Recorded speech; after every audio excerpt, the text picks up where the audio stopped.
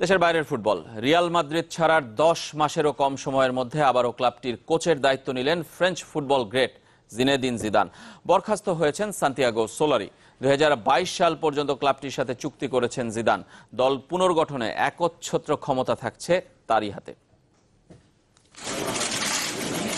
দুঃসময়ের বন্ধু জিদান আবারও রিয়ালের হাল ধরলেন। আরও একবার জিদান পরশে আলোকিত হওয়ার অপেক্ষা গ্যালাক্টিকোদের। 2021 সাল পর্যন্ত সান্তিয়াগো সোলারির সাথে চুক্তি ছিল রিয়াল মাদ্রিদের, কিন্তু বিধিবাম এক সপ্তাহের ব্যবধানে এল ক্লাসিকোয় জোড়া হার, চ্যাম্পিয়ন্স লিগের রাউন্ড অফ 16-এ ছিটকে পড়া, সব মিলিয়ে সোলারিকে বরখাস্তের গুঞ্জন ছিল মাদ্রিদের আকাশে বাতাসে। কিন্তু পাল ছেড়া রিয়ালের হাল ধরবেন কে? 2016 সালে যখন প্রথম রিয়ালের কোচ হন জিদান, তখনও দলের ত্রাহি মধুসূদন দশা। সেখান থেকেই 2.5 বছরে চ্যাম্পিয়ন্স লিগে রিয়ালকে হ্যাট্রিক শিরোপা উপহার দেন জিজু।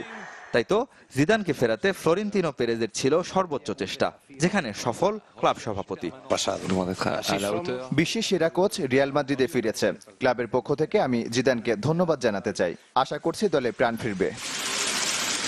খুশি জিদানও, যে কারণে রিয়াল ছেড়েছিলেন তার ব্যাখ্যা এখনো অজানা থাকলেও তিনি জানেন কিভাবে দলকে কক্ষপথে আনতে হয়। মাদ্রিদের সাথে আমার সম্পর্কটা মধুর। আমার খেলোয়াড়ি জীবন, কোচিং ক্যারিয়ার, অনেক স্মৃতি জড়িয়ে আছে। মনে হচ্ছে নিজের ঘরে ফিরেছি। আবারও দারুণ কিছু উপহার দিতে চাই ক্লাবকে। ফুটবলারদের প্রতি পূর্ণ আস্থা রয়েছে। অবশ্য সেই পুরনো রিয়ালকে পাচ্ছেন না জিদান। রোনালদোর প্রস্থানে এলোমেলো ইউরোপের সফলতম ক্লাবটি। তবে কোচের নাম জিদান বলেই নতুন করে স্বপ্ন দেখতে পারেন রিয়াল প্রেমীরা। রেদওয়ান শুয়েব, চ্যানেল 24।